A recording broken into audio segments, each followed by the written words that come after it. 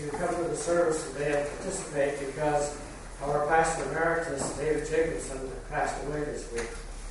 And I am the person who was here after David retired. And I have some numbers down. I'm not good at numbers, so I wrote them down and I can read them. David became the pastor here in 1960. And at the time, he was really quite conservative. By the time he left, he wasn't.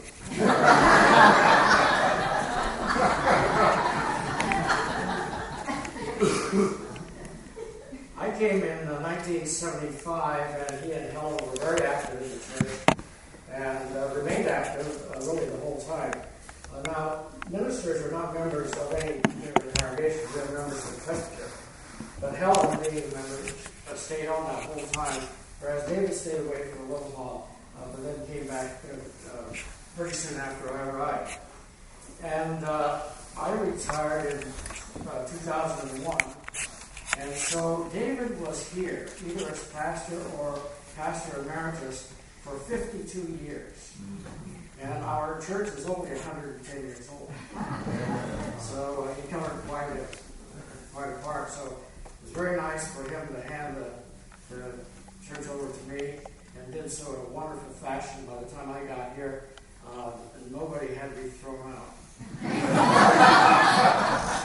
by that time, all the rascals had left. So, Helen, David wrote a book, and they did a prayer renewal workshop. And how many of you went to that at one time or another? Yeah, quite a few of you. It was a wonderful, it was a reviving of a form of prayer that I'd never heard of before.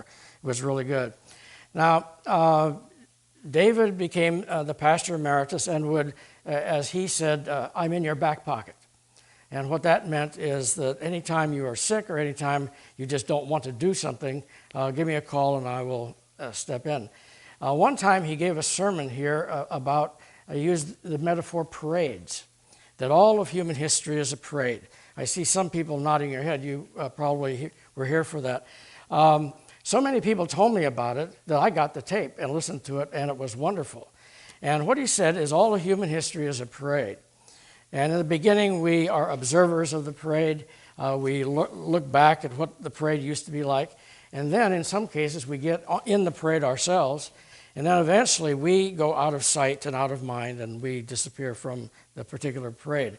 And he did that not only for all of human history, but for Christianity. And today we do that in honor of him having been here, that he was a part of the parade, and now, in one sense of the word, he is out of sight, but certainly not out of mind. Because of that sermon and the metaphor parade, I came across a book called The Essential Rumi.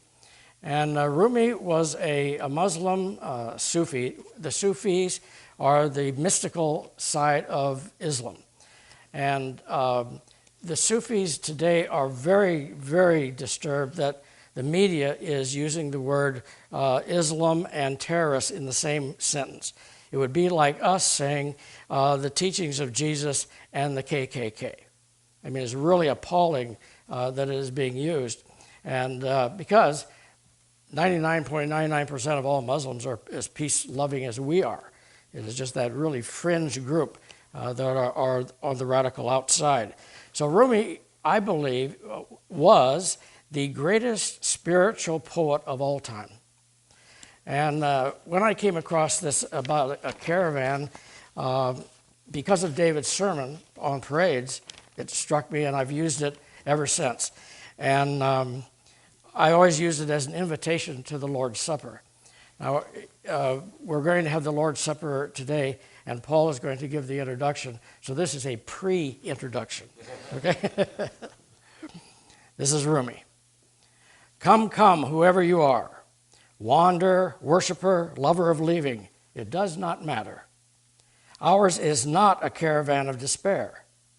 Come, even if you have broken your vows 1,000 times. Come, yet again, come. Come. Thank you, Rumi, and thank you, David.